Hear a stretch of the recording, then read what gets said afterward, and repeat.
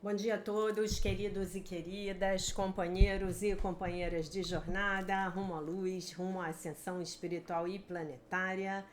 Tudo bem com vocês, meus queridos, minhas queridas?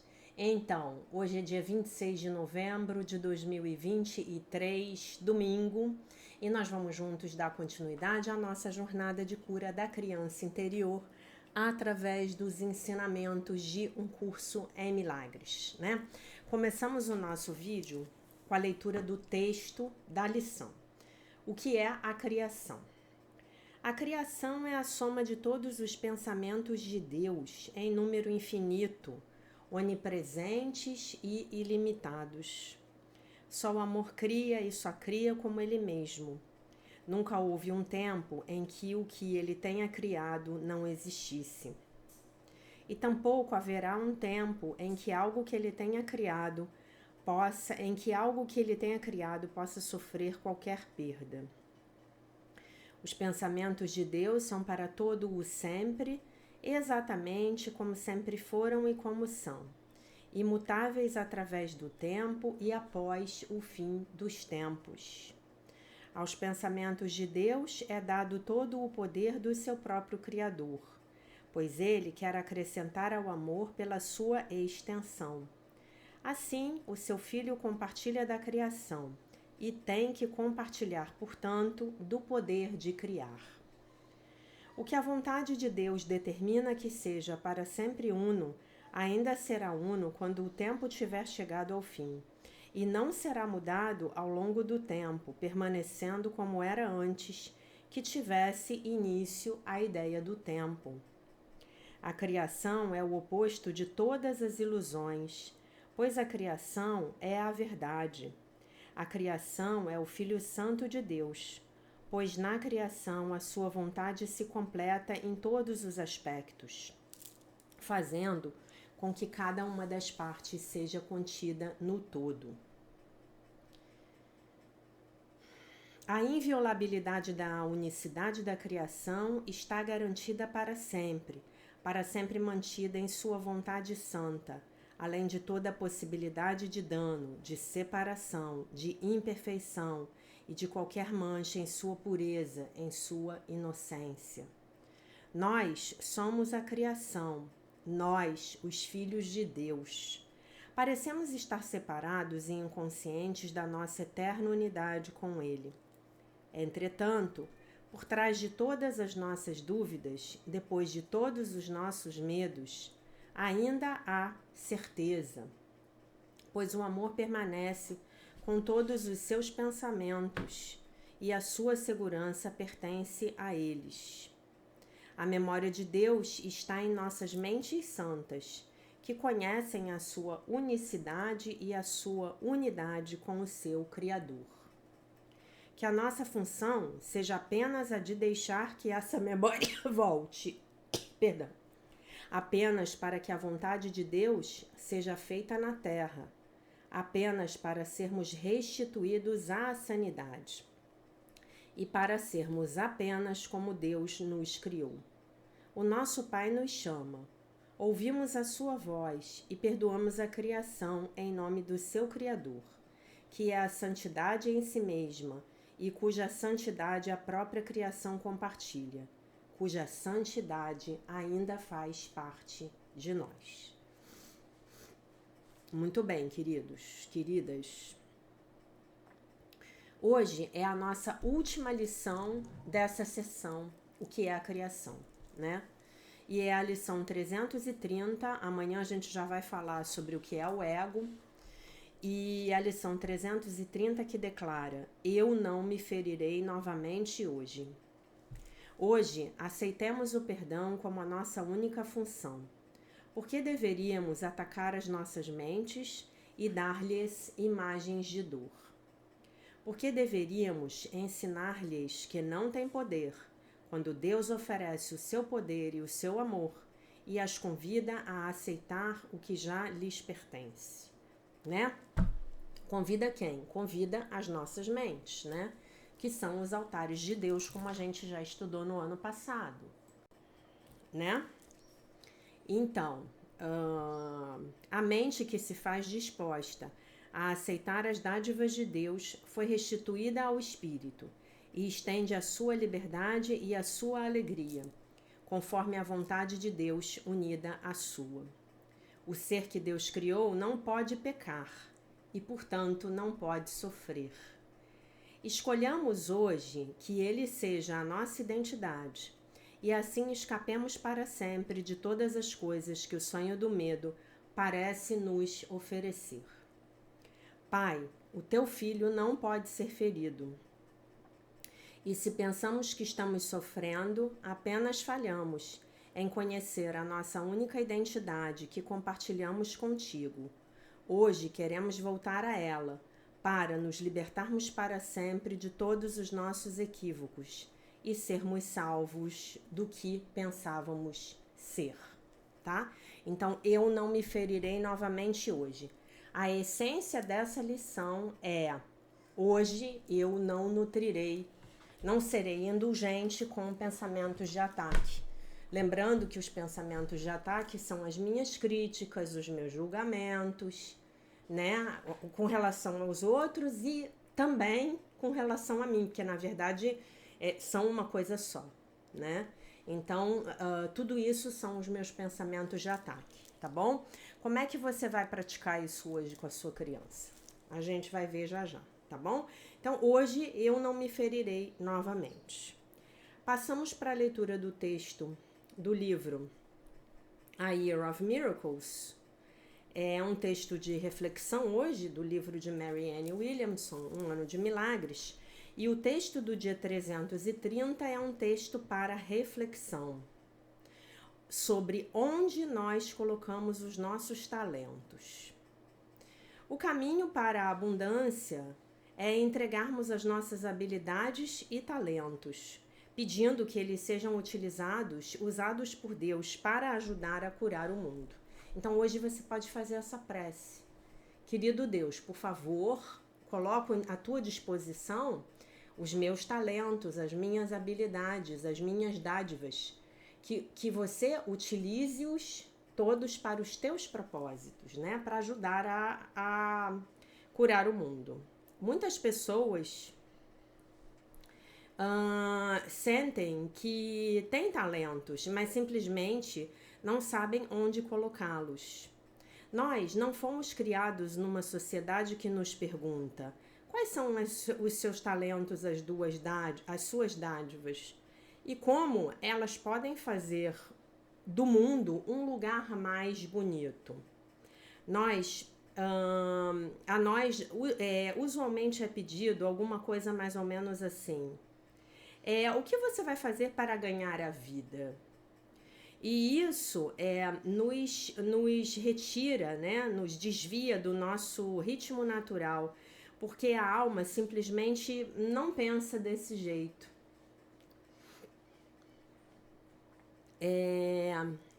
Não há mais a inclinação, não há inclinação mais natural do que servir ao amor.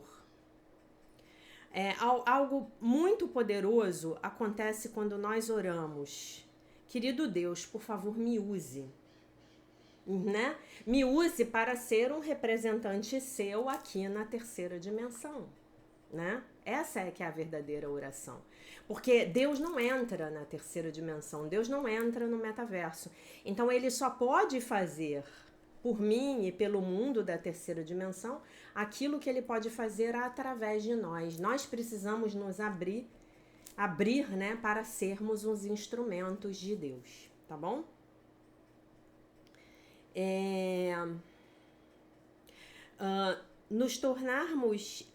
Ao nos tornarmos disponíveis para o universo, para os seus propósitos amorosos, então nós somos levados, né, a essa nossa oferta imediatamente, né? Ao fazermos isso, né, então Deus vai nos mostrar o caminho. Que mais que eu acho importante comentar aqui, né?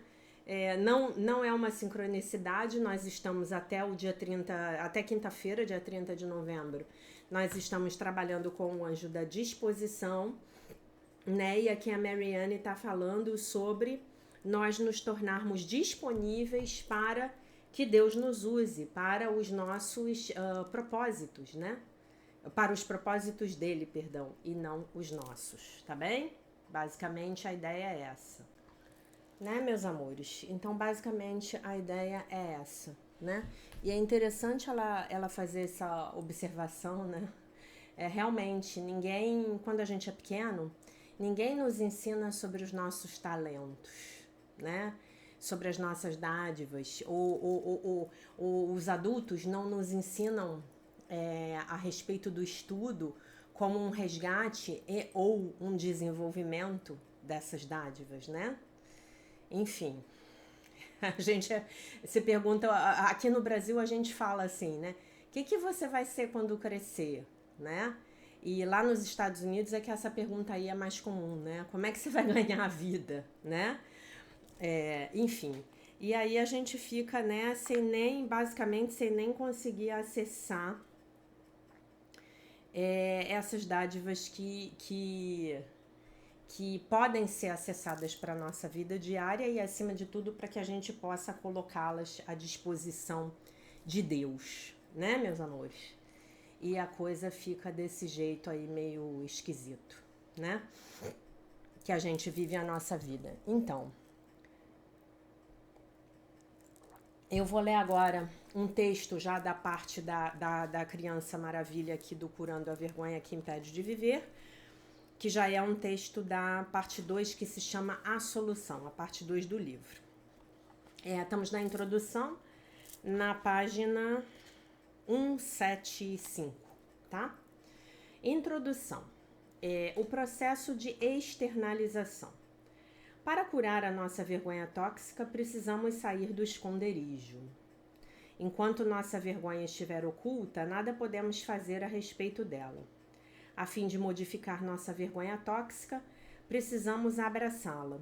Existe um antigo provérbio terapêutico que diz: a única maneira de sair é atravessar. Abraçar nossa vergonha envolve dor, e a dor é o que tentamos evitar. Na verdade, a maior parte do nosso comportamento neurótico é causado pela tentativa de evitar a dor legítima. Tentamos encontrar uma maneira mais fácil, e isso é perfeitamente razoável.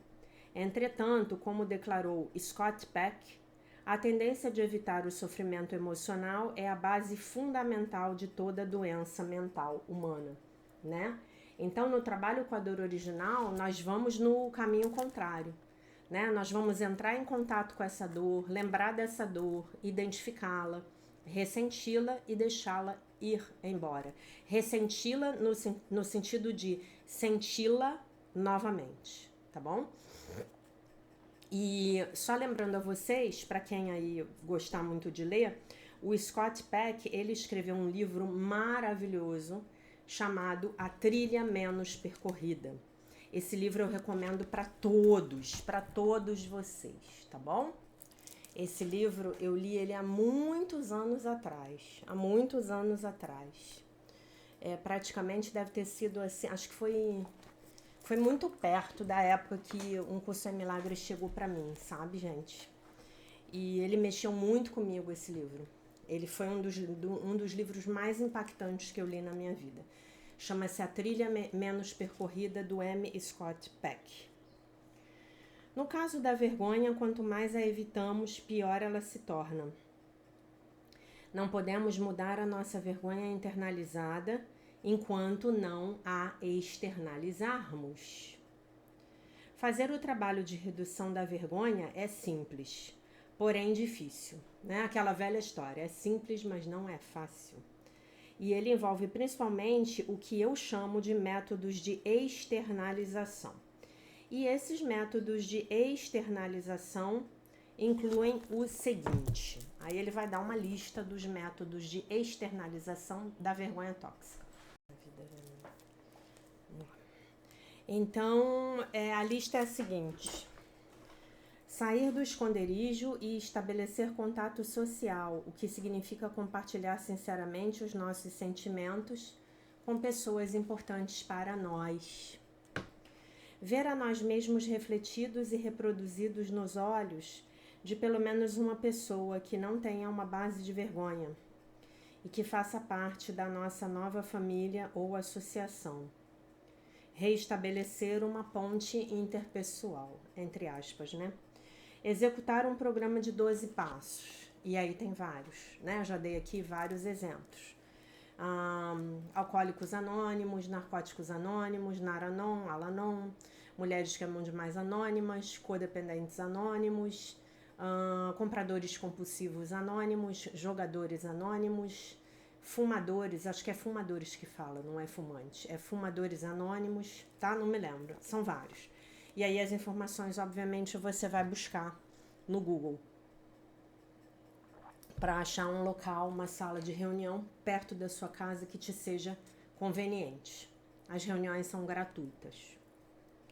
Fazer um trabalho de redução da vergonha através da legitimação do nosso trauma de abandono. Fazemos isso escrevendo e falando a respeito dele, né? Já fizemos isso no trabalho do Volta ao Lar. O ato de escrever é especialmente útil para externalizar as experiências do passado.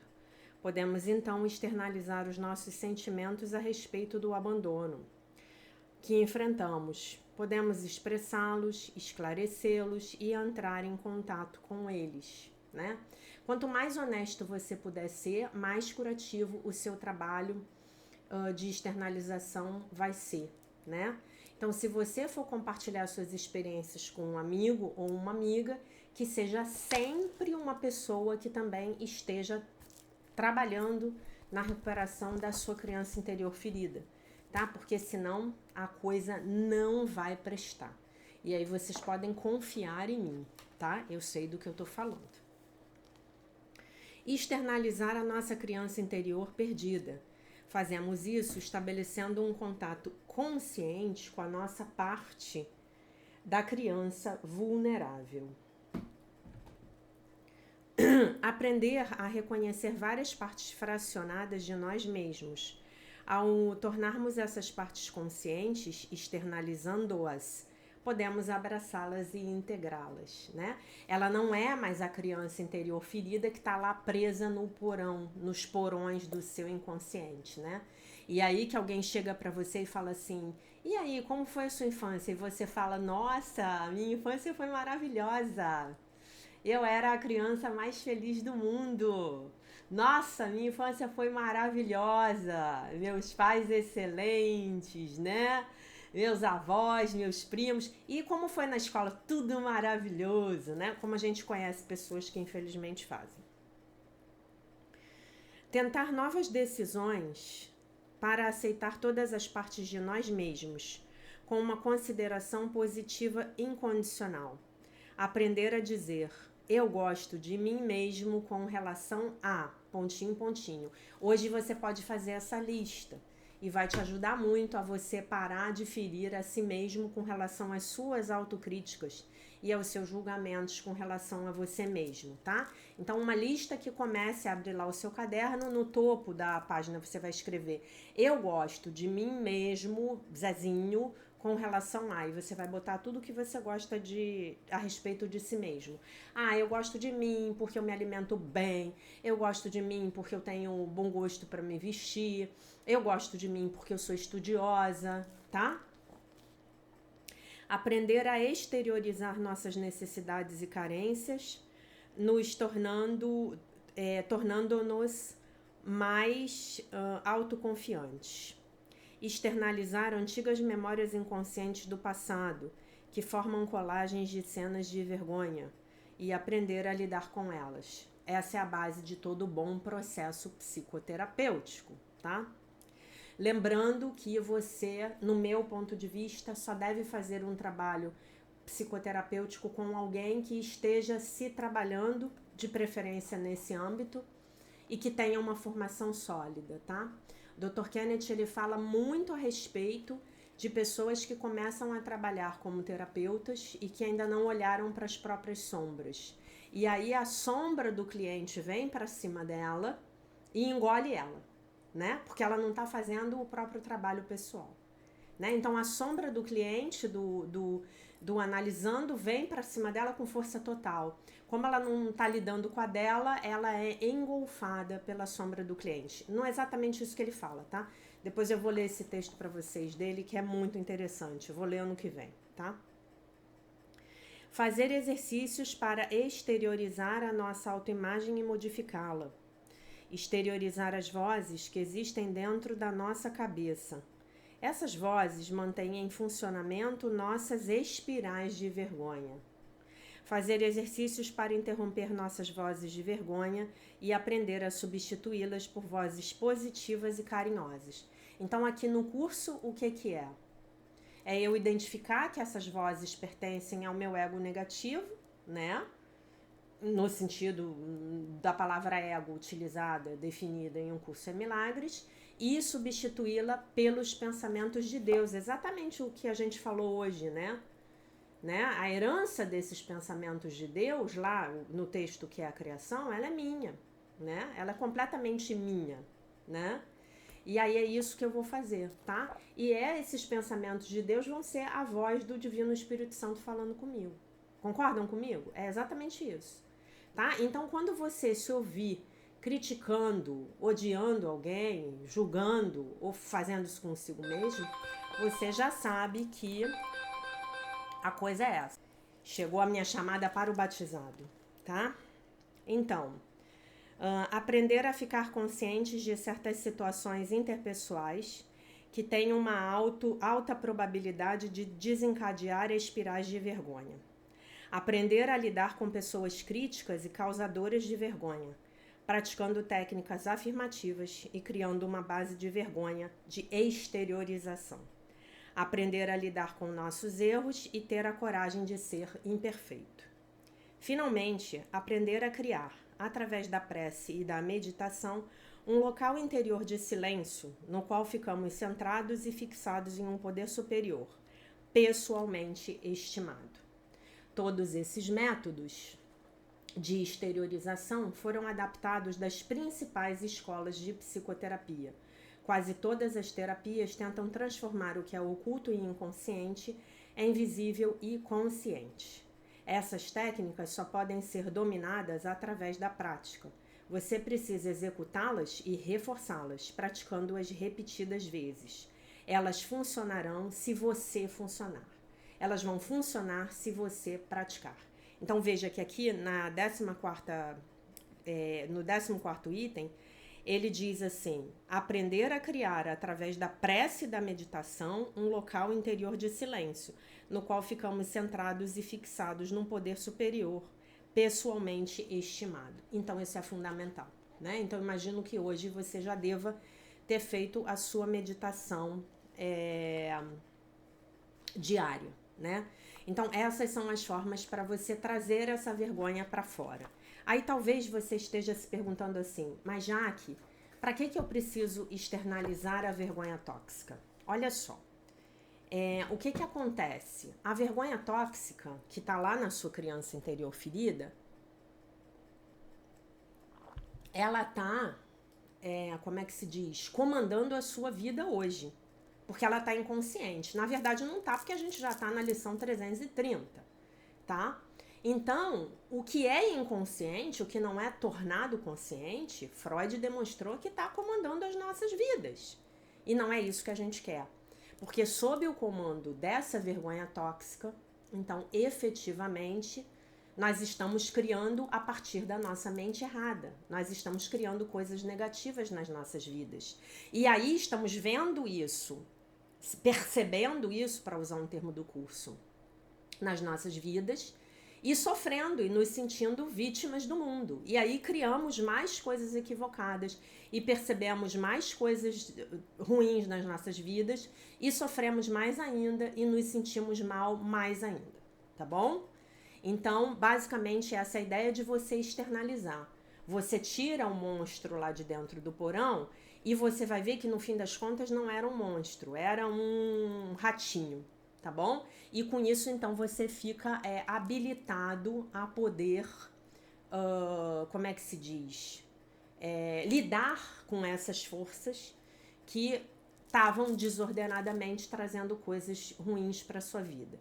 É doloroso? É doloroso, né? Nós já estamos aí no dia 330, a gente já passou pelo grosso aí, o início foi mais doloroso e tal, né? Mas efetivamente, depois que você atravessa esse processo do trabalho com a dor original, é muito recompensador, né? E se você puder estar num grupo que faça esse trabalho, nossa senhora, é muito bacana, né? Eu tô pensando em ver se eu abro grupos semanais pro ano que vem pra gente fazer esse trabalho.